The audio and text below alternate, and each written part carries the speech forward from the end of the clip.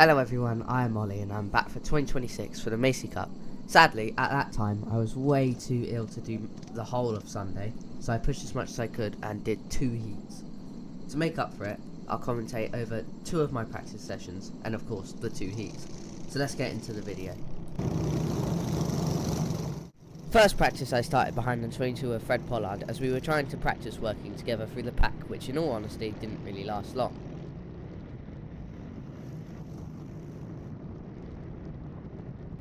As we come up to the chicane, the 95 almost swerves into the 57 and me whilst warming up the tyres. Into the hairpin, the 57 ends up locking up and whilst trying to catch it, spins out, giving me a bit of space for some laps. Speeding it up a bit, we would come across the guy we were actually meant to work with, Fred Pollard. But this time, we sort of worked together, but it didn't really last long with just a little bit of bump drafting helping us catch the guys ahead. Coming into the first turn, the 22 takes a really defensive line and ends up going out wide. But instead of losing 1 place to me, he ends up losing 2 places.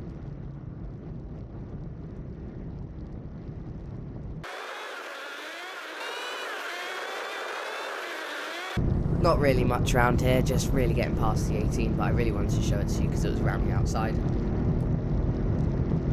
Coming into the hairpin, there's a yellow flag because the 23 ends up facing the wrong way around, gaining me an extra place for some fast laps whilst I'm catching up to Jake.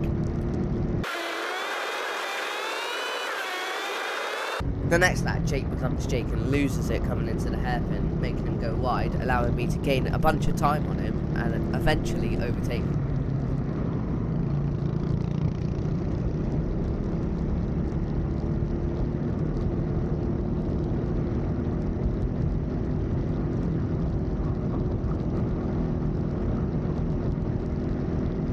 I'm not really trying to bore you, so I'll just skip to the good parts.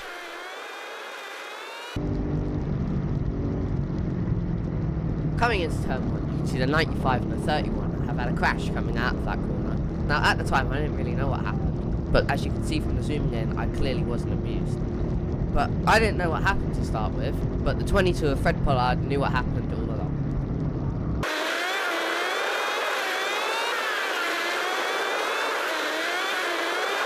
Just coming out the final corner, you can see that the 19 and the 23 have had a crash and have both ended up in the tyre wall. A few hundred metres later, you can see that Jake, coming into the first corner, decides to go for a dumb dive bomb and ends up getting switchbacked coming into the chicane.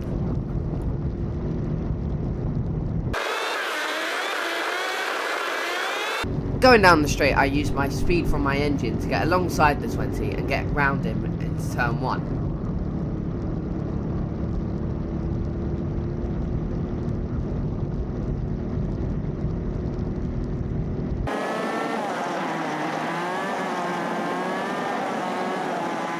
As we crossed the checkered flag, I ended up finishing second in that practice out of the 30 other drivers who were doing that practice session. At the end of the session, Jake tries to drive alongside me and give me a fist bump, which we end up doing, but not without almost hitting each other in the process.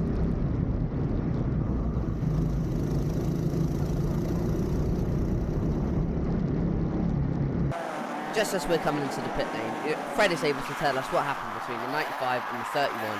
And if you'd like to watch it, you can, but skip to this moment in time if you'd like to see the other practice.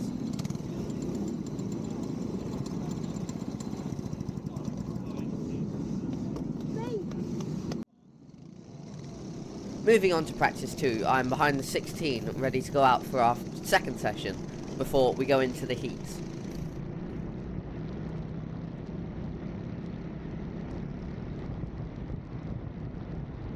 Coming into the first corner, nothing really happens, but coming out of the first corner and into the chicane, you can see that Jake, Niall and Jack have ended up smashing all into each other coming into the chicane and have all been beached on the grass.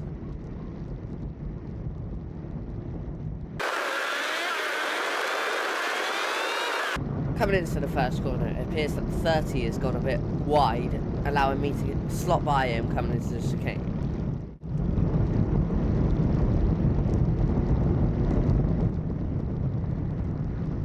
Coming into the hairpin, the 96 gets a bit squirmy coming into it, allowing me to get alongside him, but I don't quite get ahead of him through these next couple corners. But fortunately, coming out of the final corner, he gets squirmy again and a bit oversteery, allowing me to get alongside him and get past him coming into the start-finish straight.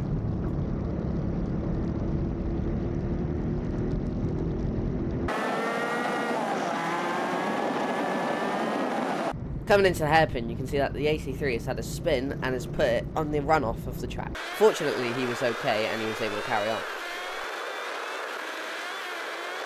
Coming into turn 1, I'm able to make a good move down the inside and get past the 57 quite easily.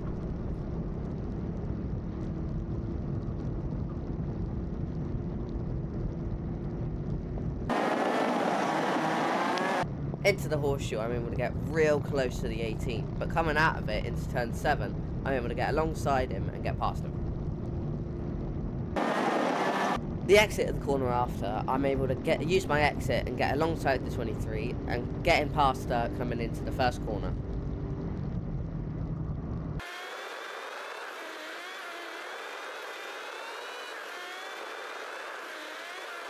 Believe it or not, I actually did catch up to the 22 of Fred Pollard and the 95, but as they're battling, I'm able to take advantage of it and get past Fred coming into the final corner.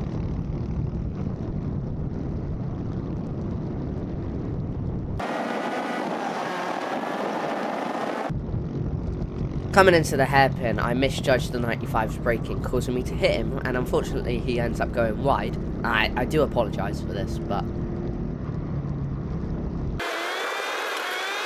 along the straight, I'm able to get past the 18 coming into the hairpin.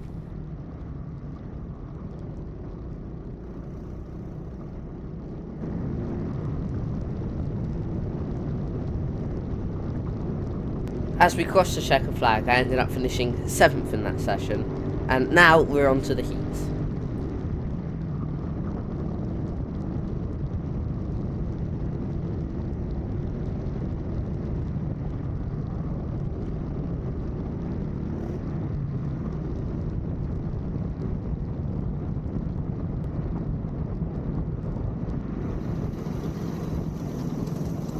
As we come into the pit lane, if you'd like to see my dad hit my car against one of the pit walls, you could carry on watching, but if you want to skip to this point, if you want to see the heats. Like, bring it down. That would probably work. Oh, too much. Ah, no, my nice wheels.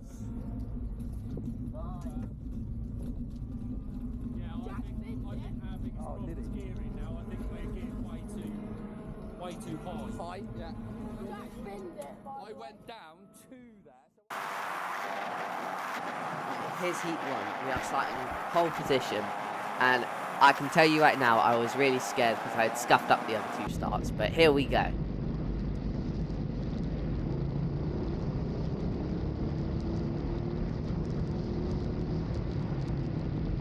Coming into the first corner, I've got a brilliant exit, and I'm able to get ahead of everybody else by the time we get to the chicane.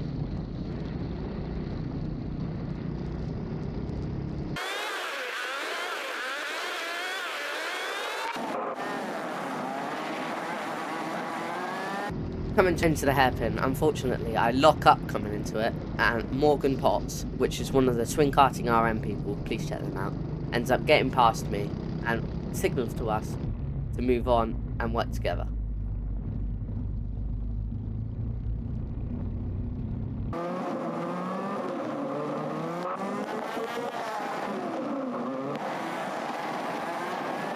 Coming into the hairpin, if you turn around you can see the big scary man, Riley Potts, who's inching towards me on every corner we come towards and get out of.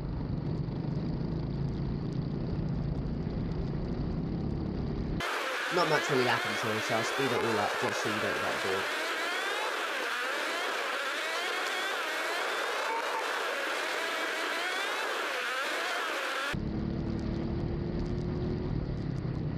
Just coming into the final corner, Riley is able to get alongside me on the exit and ushers me to let him by so we can work together and get towards his brother because he's 5 seconds ahead. I hate to say this, but we didn't end up really working together. We just mainly caught up by ourselves because he's too quick for me And if you can see by his Euro lead, you can see how fast he was throughout the rest of this race. That's coming up on a back marker, and he kind of lets us by, so I give him a thumbs up as a sign of gratitude for not ruining our races.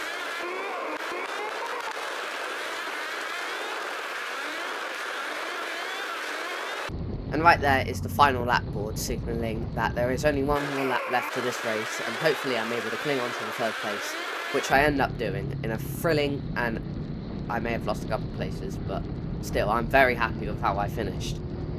I come home to finish third, and as you can see, I'm waving my fist because it's the first top 3 I've had since the Macey Cup the year before.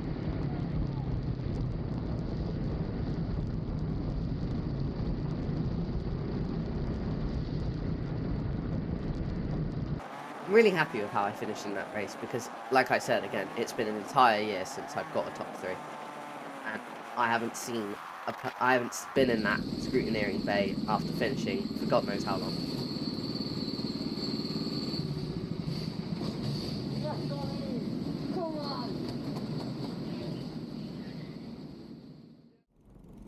Right, Heat 2. I'm starting 11th, and the person in front of me is the M plate, or the winner from last year. And just ahead of me again is the D plate of Sam Bellamy and Jack Griggs, as you can see just in front of Sam.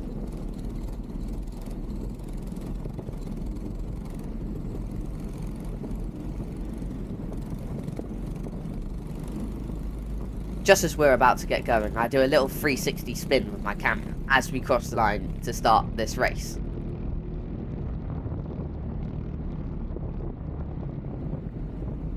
Into turn 1, we can see that the M plate and the D plate have a bit of a touch coming out of the first corner. And into the chicane, nothing really happens, but the M plate is able to get alongside Jack and get him through the acceleration onto the back straight.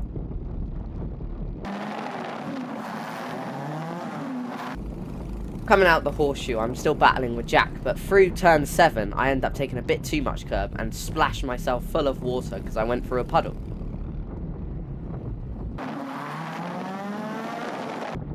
Into the first corner, me and Sam end up getting past the 31, chasing Jack so we can try catch him and overtake him.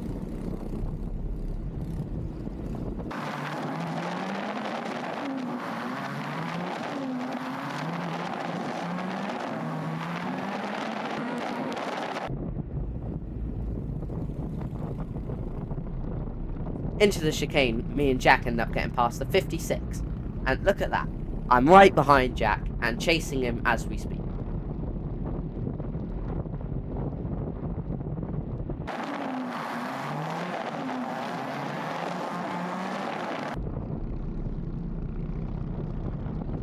Coming onto the final straight, I can use the slipstream from the 34 and bump draft him to get past Jack, as Jack waves his arm in anger.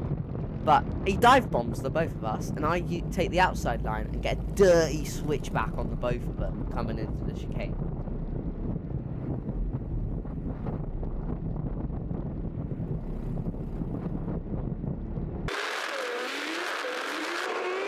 A few laps later, coming out the chicane, I can get a good run on the 50 of Ada or AJ Karting. Check him out again, and get past him coming into turn 4.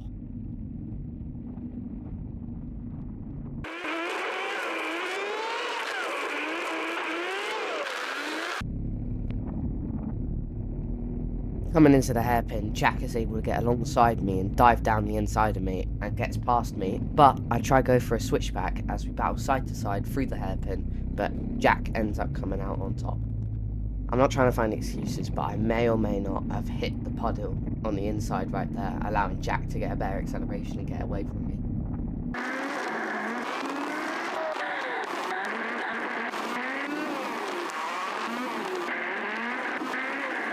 Coming out the corner just to finish the race, my dumb self decides not to defend going because I didn't think anyone was behind me. But Riley's able to get along my inside and look at the gap between where we finished. Like, get a load of this. And he ends up coming out on top. I go alongside him, give him like a thumbs up to say well done. I don't know what he's doing right there, but I usher him forward, and that was the final race I did. Thank you so much for watching to the end, and I'm really sorry that I couldn't finish all the heats in the final, but I've done as best as I could, and I'll see you lot at round 1 for Wilton Mill, and you'll be seeing some new bodywork for that and a completely new look.